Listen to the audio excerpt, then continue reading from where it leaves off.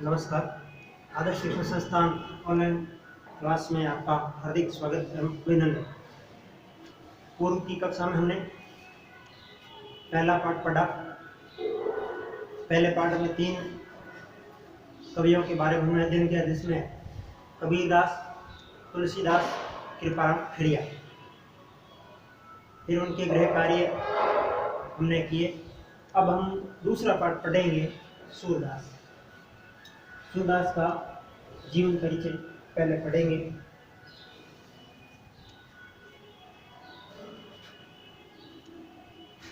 (1483 ईस्वी और 1540 विक्रम संवत।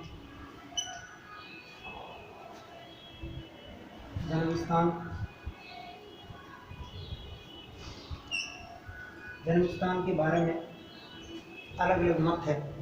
आचार्य रामचंद्र शुक्ल के अनुसार आगरा और मथुरा के बीच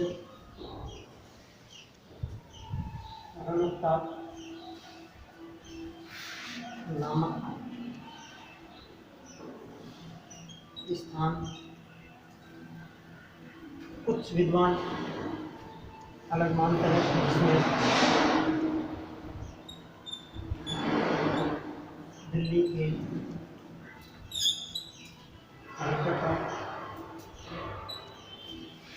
सिही ग्राम। 2 मत है। आचार्य शुक्ल के अनुसार आगरा और मथुरा के बीच रनुक्ता ग्राम गौघाट स्थान। दूसरा, कुछ विद्वान ये मानते हैं दिल्ली के निकट सिही ग्राम में सूरदास का जन्म हुआ। 2 मत है। सूरदास के पिता का नाम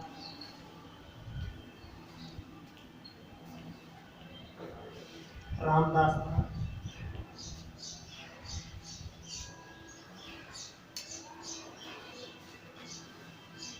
भक्तमाल एवं वार्ता साहित्य के अनुसार यह सारस्वत ब्राह्मण मालूम होते हैं। दूसरा और मत है, साहित्य लहरी के पद के अनुसार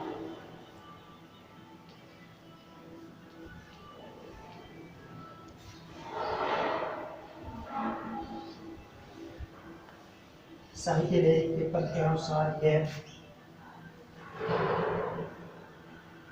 पृथ्वीराज चौहान के राजकवि एवं सखा चंद्र बरदाई के वंशज ब्रह्मभट्ट मालूम होते हैं। इसी पद के अनुसार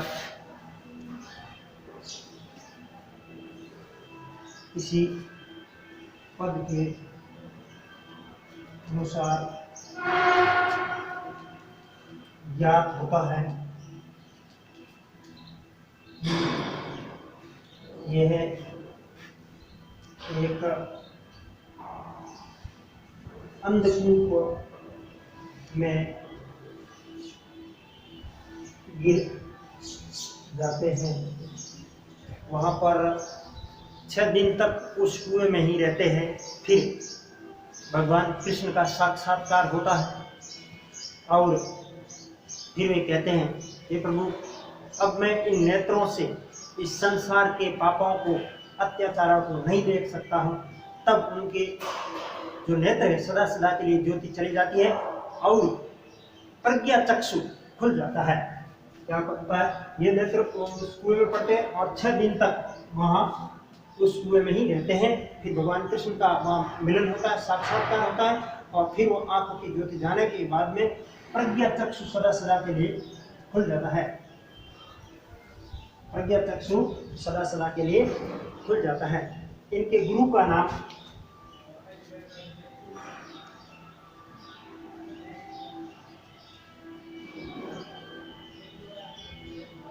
वल्लभाचार्य था।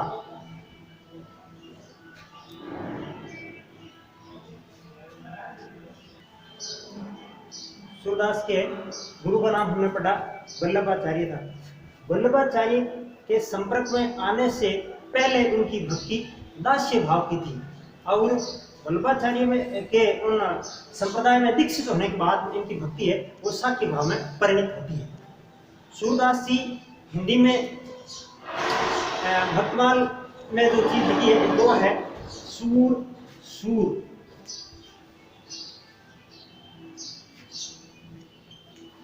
तुलसी, शशि, उदगम, कैसोदास और कवि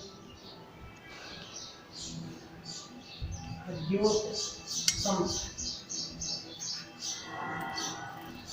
जहाँ तहाँ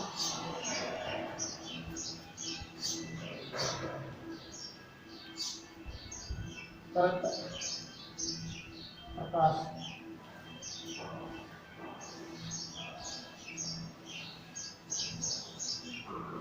हिंदी में सूरदास सूर्य के समान है, तुलसी शशि मतलब चंद्रमा के समान है और कैसोदास गुरुदेव कैसोदास ध्रुव तारे के समान है और कभी खद्योत है अर्थात छोटे छोटे अन्य तारों के समान है, जहाँ जरूरत होती है वहां पर प्रकाश करते हैं।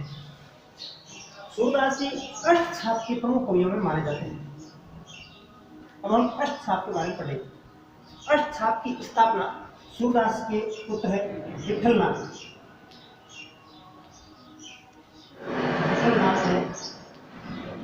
1565 में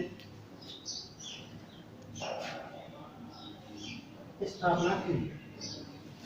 अष्टछाप की स्थापना वल्लभाचार्य के पुत्र विठलनाथ ने 1565 ईस्वी में की। इसमें अष्टछाप में 8 प्रकार की भक्ति के बारे में बताया गया है। अब 4 शिष्य तो है वल्लभाचार्य के और 4 शिष्य ही है विठलनाथ के। तो वल्लभाचार्य के शिष्यों में या अष्टछाप के शिष्यों में सबसे अग्रणी रूप में माना जाता है जैसे सूरदास,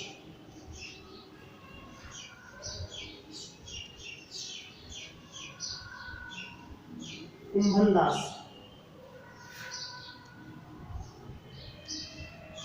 कृष्णदास, परमानंद दास। ये 4 शिष्य उम्र के हिसाब से तो कुंभनदास ज्यादा मतलब बड़े हैं और साहित्य के हिसाब से कह सकते हैं सूरदास का उस अष्टछाप के कवियों में प्रमुख स्थान है। और 4 जो शिष्य है वो है विठलनाथ जी के।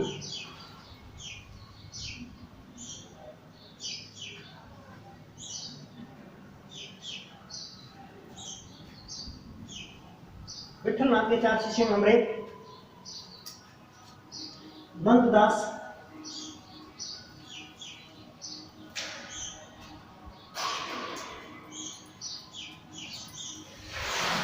चतुर्भुजदास,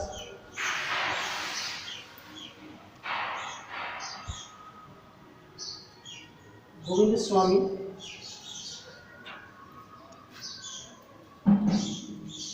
शीत स्वामी। टोटल जो है 8 कवि है अष्टछाप। दोबारा देखते हैं। अष्टछाप की स्थापना वल्लभाचार्य के पुत्र विठलनाथ ने 1565 ईस्वी में की।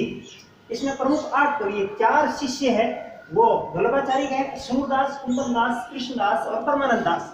4 शिष्य विठल के हैं, जिसमें नंददास, चतुर्भुजदास, गोविंद स्वामी और चित स्वामी।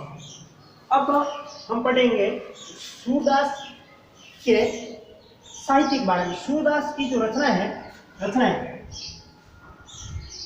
प्रमुख रचनाएं में 3 रचना मानी जाती हैं। सूर सागर,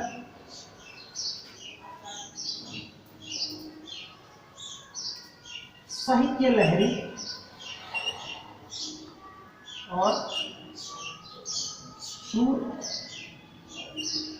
सारावली। सूरदास जी के अक्षय या कीर्ति की प्रमुख रचना एकमात्र सूर सागरी है, और सूर सागर से ही हमारा पाठ आया। सूर सागर के जो भ्रमर गीत है, उस भ्रमर गीत के माध्यम से हमारा पद हम पाठ पढ़ेंगे। तो इनकी प्रमुख रचनाओं में 3 रचना मानी जाती है, सूर सागर, साहित्य लहरी और सूर सारावली। अब हमने पूर्व पढ़ लिया था कि वल्लभाचार्य के संपर्क में पहले वो शाक्य भाव में थे और फिर वो दास्य भाव में आए। अब हम आगे मूल पाठ है, उस पाठ के बारे में पढ़ेंगे। हम मूल पाठ पढ़ रहे, इससे पहले हमने सूरदास के परिचय के बारे में पढ़ा। सूरदास हमारे भक्ति काल में कृष्ण भक्त प्रमुख कवि माने जाते हैं, और प्रस्तुत पाठ है वो सूर सागर के भ्रमर गीत से चयनित कुछ पद लिए गए हैं। इसमें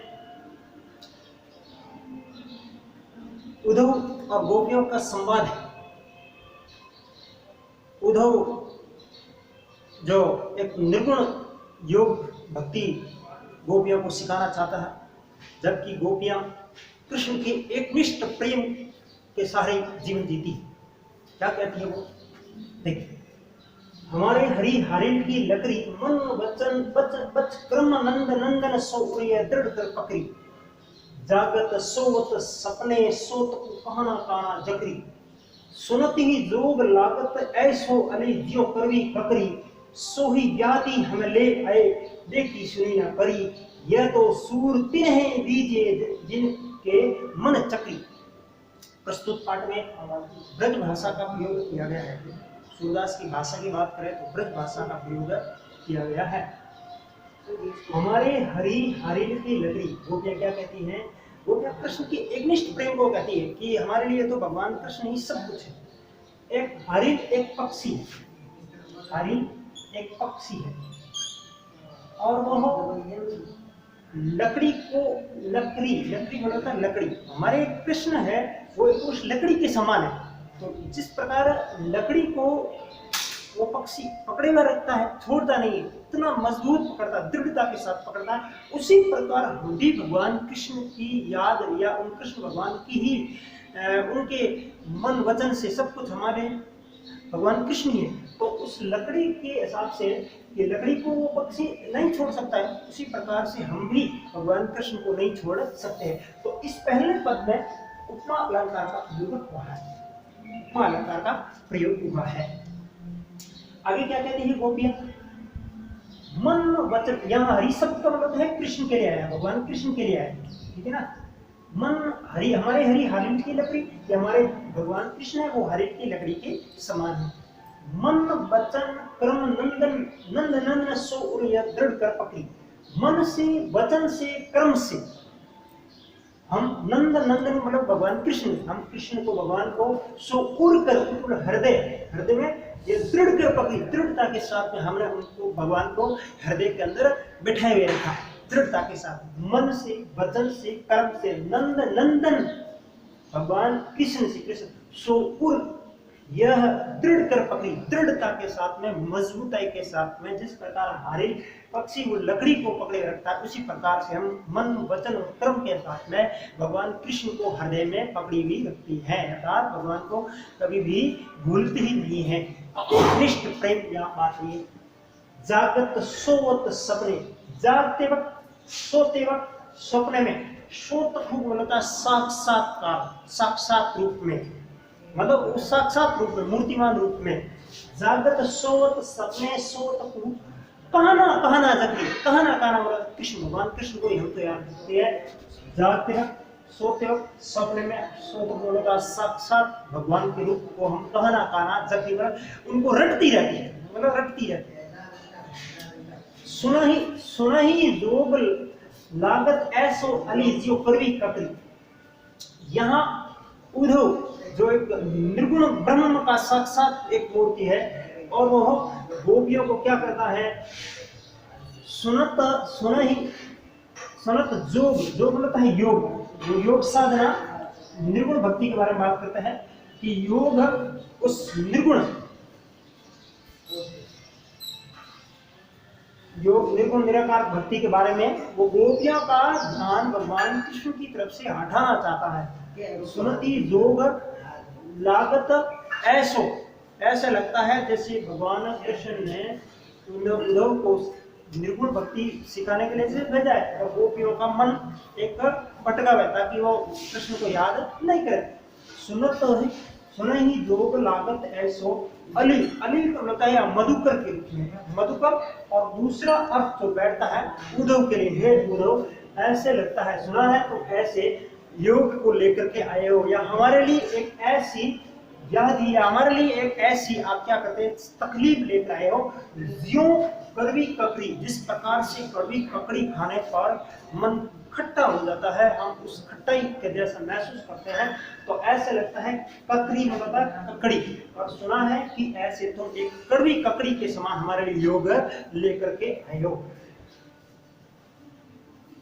तो यहाँ भी उपमा अलंकार हुआ, कड़वी ककड़ी के समान, योगों को कड़वी ककड़ी के समान घटाया है, सटीक उपमा का प्रयोग किया गया है, उपमा का प्रयोग किया गया है। सो व्याधि हमले, व्याधि का मतलब होता है बीमारी, हमारे लिए एक बीमारी क्या है, निर्गुण योग हमारे लिए एक व्याधि के समान है। सोई व्याधि हमें ले आए देखी सुना न करी, नहीं तो हम उसको ऐसी कभी भी देखिए ना ही हमने ऐसी कभी सुनी। सोही व्याधि हमें ले आए देखी सुनी ना करी, नहीं तो हमने ऐसी सुनी है ना ही देखी है ना ही हमने ऐसा कभी किया है। यह तो सूरदास उस गोपियों के माध्यम से क्या कहते हैं, यह तो सूर तिन्हें ले दीजिए, यह आप क्या जो निर्गुण योग है ये किसको देना चाहिए, यह आप उन लोगों को दीजिए जिनका मन चक्री मतलब मन भटकता है, स्थिर नहीं रहता है, चल्यमान होता है। चल्यमान मन होने के कारण कहा है कि उन लोगों को दीजिए जिनका मन चंचल नहीं। तो इस पद में अगर रस की बात करें तो वियोग श्रृंगार रस का प्रयोग हुआ है, ब्रज भाषा का प्रयोग हुआ है, उपमा अलंकार और अनुप्रास अलंकार का प्रयोग हुआ है। कुल इस पाठ में 6 पद है, तो हमने एक पद पढ़ा, अगले जो पद है आगामी कक्षा में पढ़ेंगे।